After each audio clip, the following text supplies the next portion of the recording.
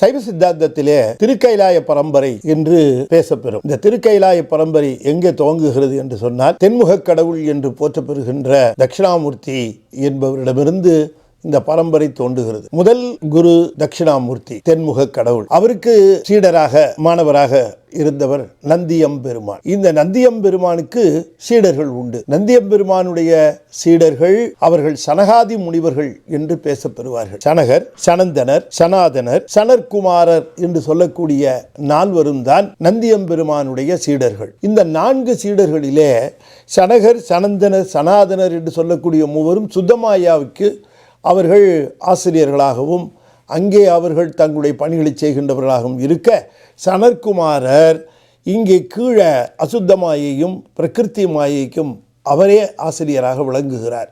எனவே சனற்குமாரர் விளங்குகின்ற பெருமானுக்கு சீடராக விளங்கியவர் சத்தியஞான தரிசினி என்று சொல்லப்பெறுகிறவர்.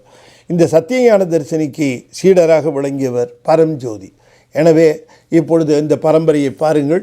நந்தியம்பெருமான், சனற்குமாரர், சத்தியஞான தரிசினி, பரஞ்சோதி இவர்கள் 4வரையும் அகச்சந்தான குரவர் என்று சொல்வார்கள். பிறகு இந்த அகச்சந்தான குரவர்களிடமிருந்து நமக்கு இந்த பூலோகத்தில் இந்த சித்தாந்த செய்திகளை எல்லாம் வழங்குவதற்காக புறச்சந்தான குரவர்கள் வருகின்றார்கள். அப்படி பார்க்கிற பொழுது பரஞ்சோதியார் உபதேசித்து சீடராக ஏற்றுக்கொண்டவர் மெய்கண்ட தேவநாயனார். அவருக்கு மெய்கண்டார் என்று தன்னுடைய ஆசிரியராக இருக்கக்கூடிய சத்தியஞான தரிசினி என்கிற பெயரையைத்தான் சூட்டினார் என்று சொல்வார்கள். எனவே மெய்கண்டாருடைய சீடர் அருணந்தி சிவம்.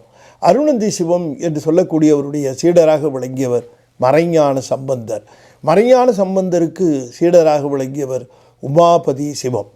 இந்த சீடர் என்று சொன்னாலும் கூட இந்த ஒரு சீடரோடு இல்லை, பல சீடர்கள் அவர்களுக்கு இருந்திருப்பார்கள். இவர்களை பிரதம சீடர்கள் என்று குறிப்பிடுவார்கள்.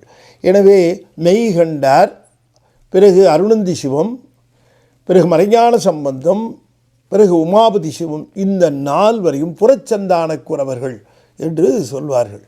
எனவே தென்முக கடவுள் எல்லோருக்கும் பொது. பிறகு அவரிடமிருந்து சீடராக விளங்கிய நந்தியம்பெருமானிடமிருந்து இந்த பரம்பரை தோன்றியது. அந்த அகச்சந்தான குரவர், புறச்சந்தான குரவர் என்று சொல்லப்பெறுகின்ற இந்த 4வர் மற்றும் இந்த 4வர் இவர்களை பற்றி நாம் தெரிந்து கொள்ள வேண்டியது அவசியம்.